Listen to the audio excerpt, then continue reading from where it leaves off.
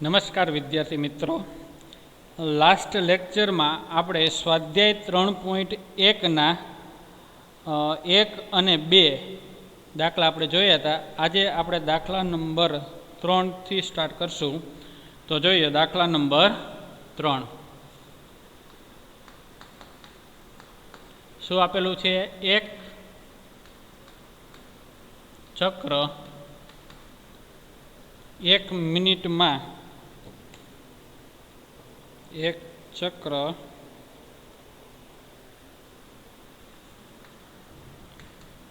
1 મિનિટમાં 360 અંશ આપેલું છે ને, 360 અંશ નહીં પણ 360 પરિભ્રમણ કરે છે એવું આવશે. પરિભ્રમણ કરે છે તો તે 1 સેકન્ડમાં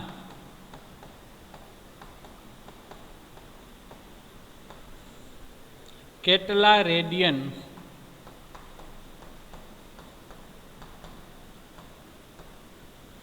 માપ જેટલું કરશે?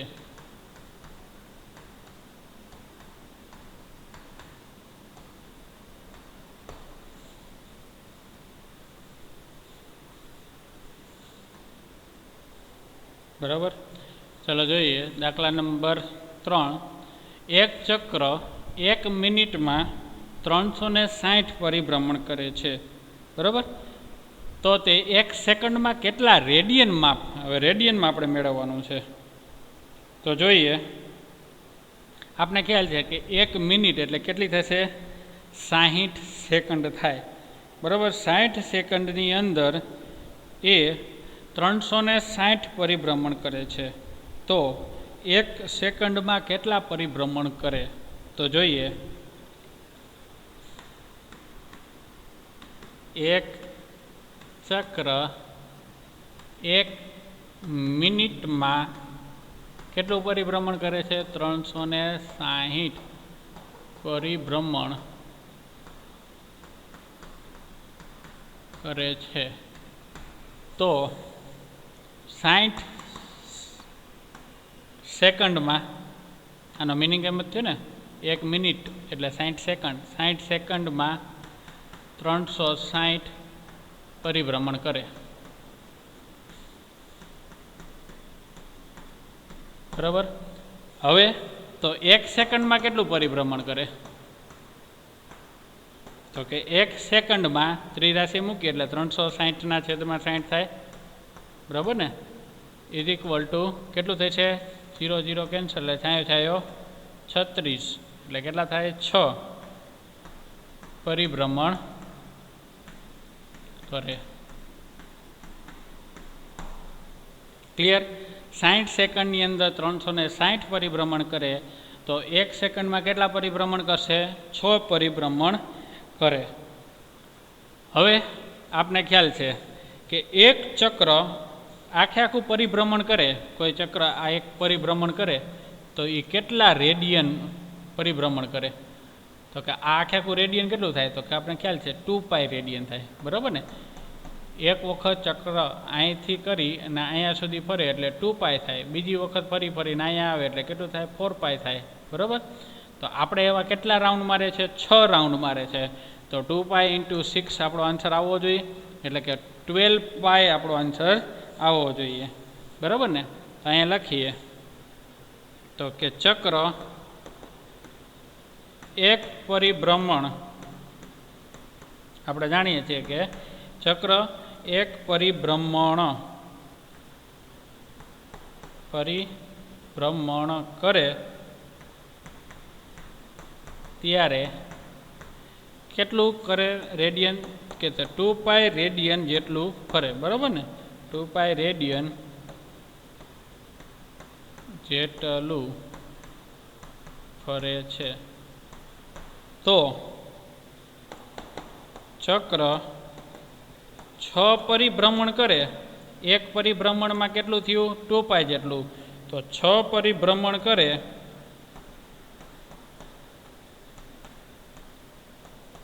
ત્યારે કેટલું થાય છે 6 × 2π = 12π રેડિયન જેટલું ફરશે. બરાબર, માટે કેટલું થશે 1 સેકન્ડમાં ચક્ર 12π રેડિયન જેટલું ફરે. આપણો થશે જવાબ 12π. ક્લિયર? ચલો પછી એના પછી દાખલા નંબર 4 જોઈએ. ઉદાહરણ 3માં કોઈ ડાઉટ નથી ને?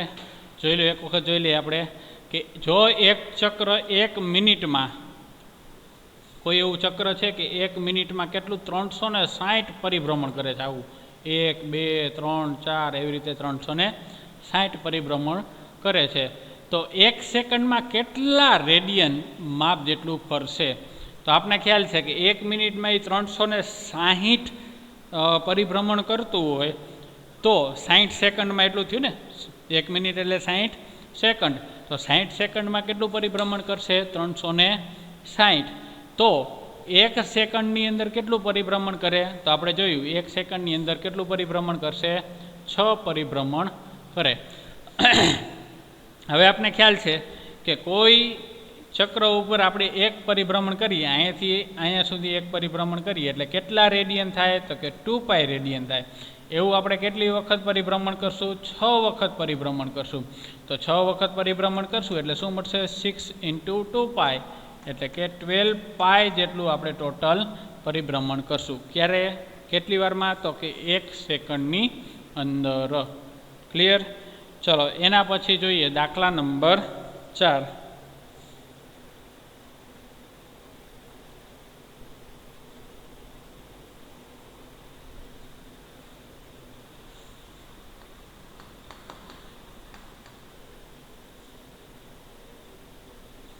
સો સેન્ટીમીટર ત્રિજ્યાવાળા 100 સેન્ટીમીટર ત્રિજ્યાવાળા વર્તુળના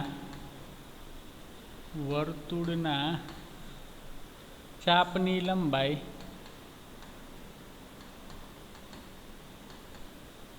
22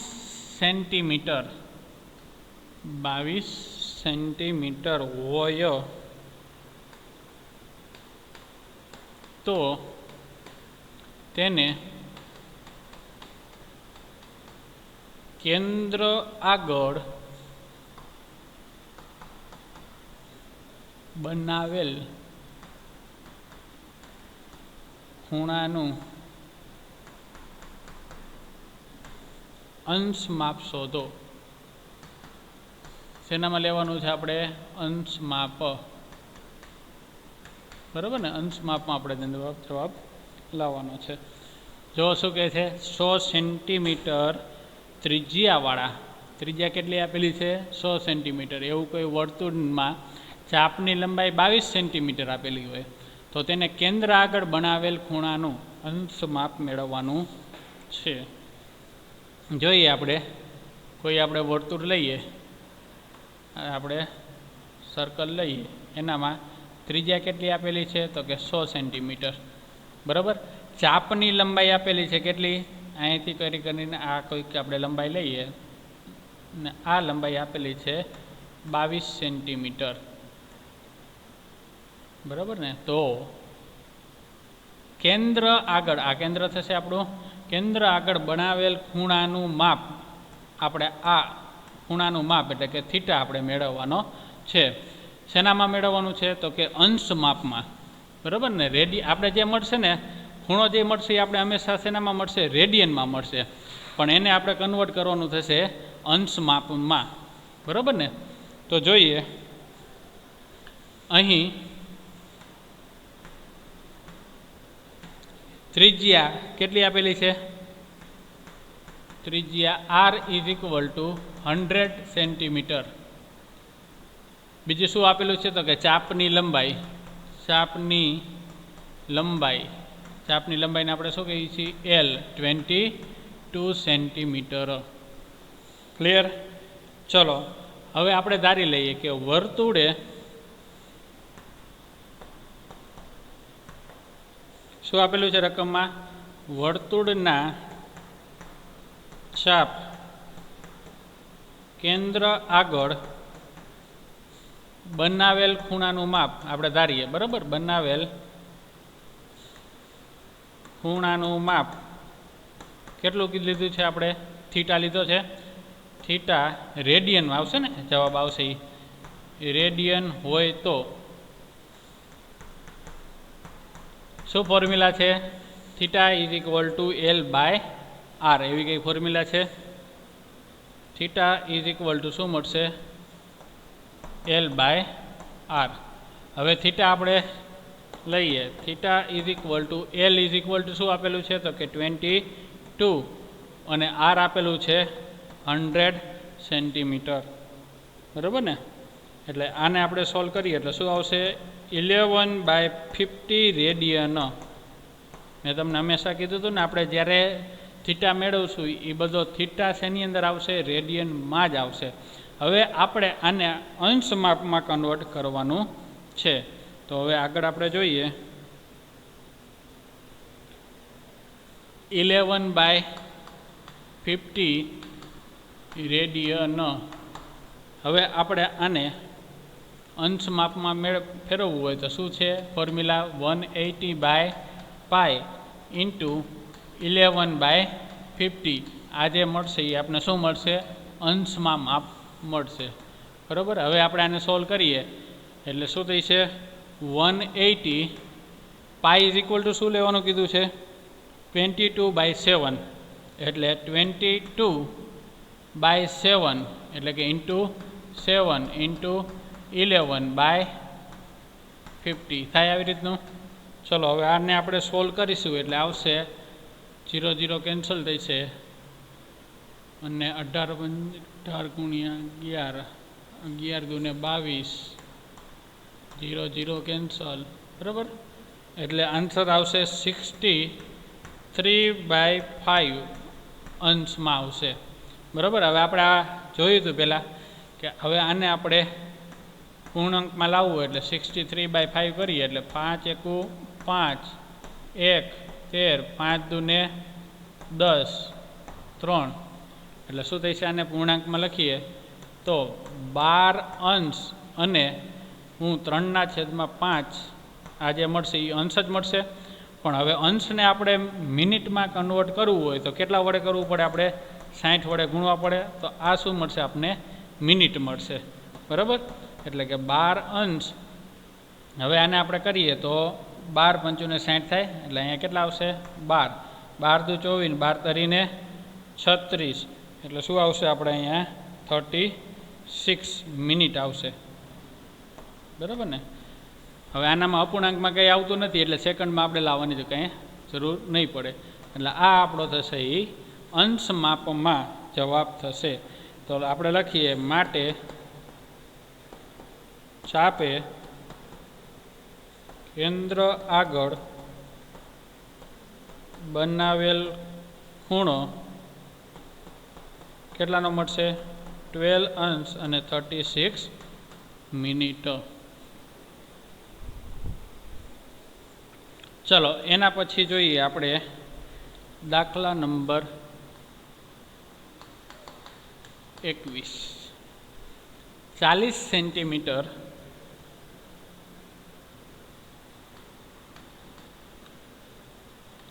વ્યાસવાળા વર્તુળમાં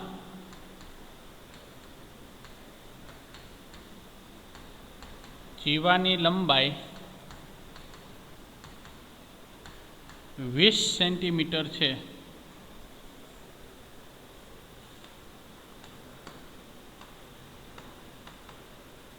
જીવાને સંગત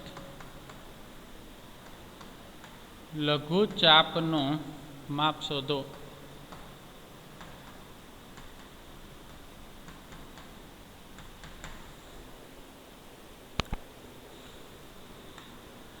ચલો 40 સેન્ટીમીટર વ્યાસવાળા, વ્યાસ કેટલો આપેલો છે 40 સેન્ટીમીટર, એટલે ત્રિજ્યા શું મળશે એની અડધી મળે. એટલે જોઈએ અહીં વર્તુળનો વ્યાસ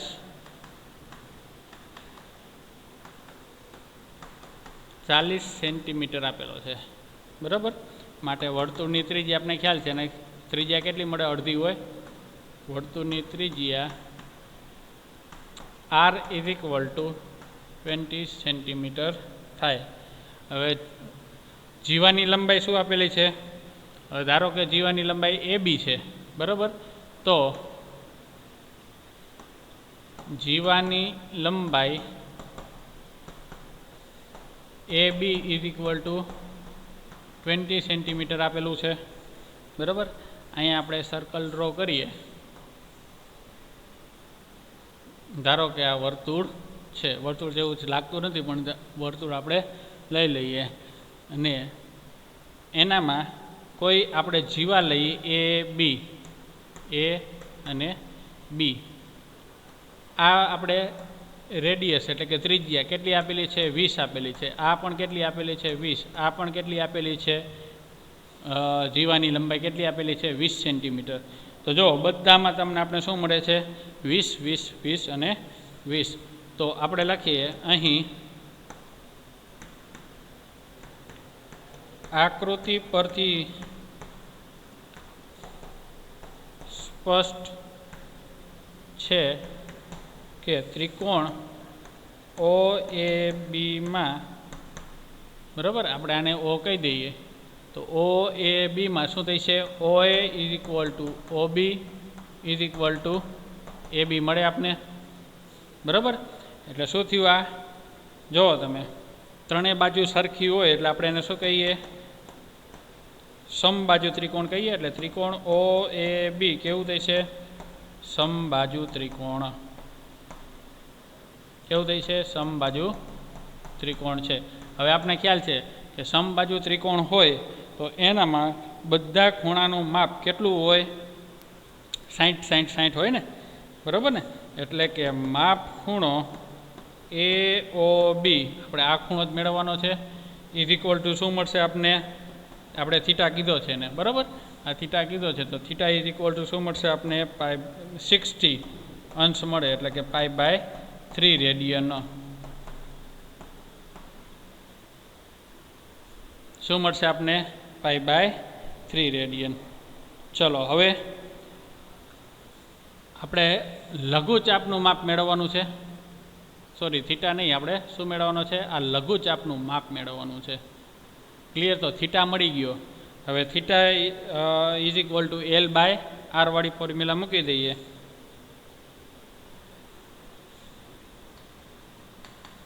આપણે જાણીએ છીએ કે થીટા = L/r. આપણે શું મેળવવાનું છે ચાપ મેળવવાની છે. તો L = થીટા × r થાય. થીટા આપણે શું મળ્યો તો કે π/3, બરાબર. અને r રેડિયસ શું આપેલી છે તો કે 20 સેન્ટીમીટર આપેલી છે. એટલે શું થઈ છે 2π/3 સેન્ટીમીટર L = બરાબર. L શું છે આપણે લઘુચાપની લંબાઈ. તો લઘુચાપનું માપ L = 20π/3 સેન્ટીમીટર. આ આપણો આન્સર થશે, બરાબર ને. ચલો હવે એના પછી 22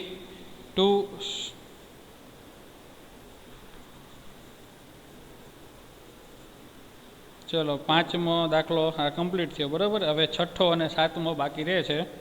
એ હવે આપણે નેક્સ્ટ લેક્ચરમાં 6 અને 7 જોઈશું. પછી એના પછી આપણે એકમ વર્તુળ વિશેનો અભ્યાસ કરીશું. ચલો okay, bye bye, thank you everyone.